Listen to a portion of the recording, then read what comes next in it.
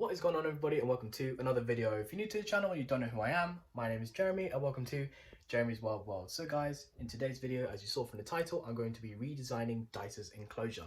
Now, if you don't know who Dice is my giant Asian mantis. She is a female, fully grown, and her enclosure just hasn't been looking the greatest recently. The clarity has gone down due to the condensation and the calcification of the minerals that were in the water that I used to spray down her tank.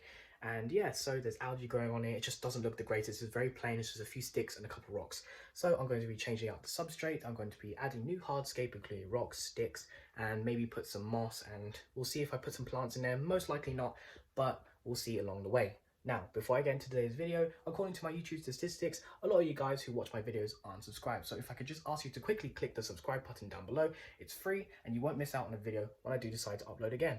Now, let's get into today's video. Alright guys, so this is the enclosure that I was talking about in the beginning of the video. This is just a simple acrylic box that I keep my giant Asian mantis in. So as you can see, this is Dice. You clearly can't see her, as previously mentioned in the beginning, that the clarification in this enclosure has just not been the greatest because, one, I do spray down this tank quite a bit to keep up humidity, so there's a lot of condensation, and two, it does sit by the window, so the excess water does create algae, and it does dry up and leave calcified minerals on the top, and it just doesn't look that good anymore. And when I did see inside of it, the scape is just too simple for my opinion.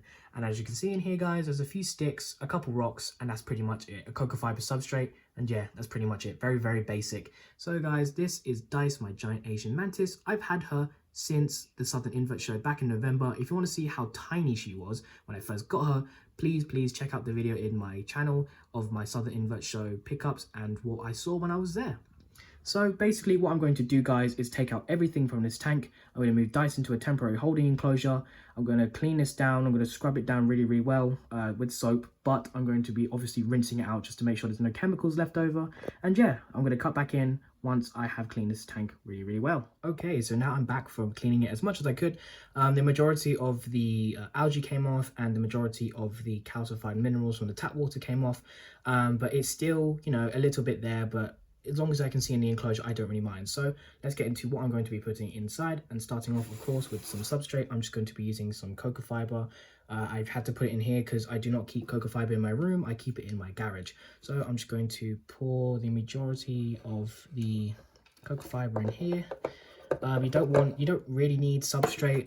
People usually keep mantids without substrate, but I personally like to put it in just for the aesthetic look. So I'm just going to pack this in really well because it won't burrow, so it doesn't really need loose substrate.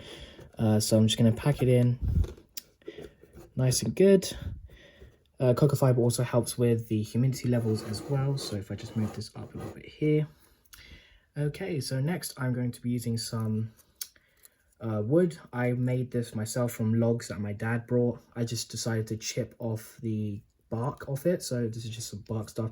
I've made some for terrestrial and arboreal, and so far I've put the terrestrial ones inside of the isopod enclosure and they've been enjoying it. So I'm just going to have it like that. And apologies for the lighting, but yeah, so I've got some rocks here. I'm using some of the old rocks and some new rocks I collected. This is just for aesthetic looks, you know, just gonna throw them in randomly just to make the enclosure look nice. Put some in the back, there's a couple at the front, like maybe one here, one there. It doesn't really matter, guys. You don't have to put rocks and stuff. I'm just doing this for the aesthetics. And yeah, so last of all, I'm going to be putting in some moss. I'm just going to be putting this just in the back, just to keep up humidity levels, so I don't have to spray the entire enclosure. I could just spray the moss, and eventually the water will go condensate up to the top, and I don't have to worry about too much of the water getting onto the side of the acrylic. And yeah, so that's pretty much what I'm going to be having it as. And let's just get you guys a better look. So she's just going to have one stable log, because the problem with the sticks is that she's kind of heavy for the sticks. So when she would move on the sticks would fall down, and then she'd go down on the floor, and then she'd like freak out. So I'm just going to have this nice big piece of cork bark, well, not bark, I'm going to say bark. I'm just going to have this nice big piece of bark in here, just to make sure that she doesn't slip and fall all the time. I don't have to worry about her molting anymore. If she was a smaller nymph, I would put fabric cloth on top of the lid, but since she's no longer a nymph and she's not molting anymore, I don't have to worry about her needing to hang upside down to molt. So I'm just going to have this. This is what it's going to look like from now on.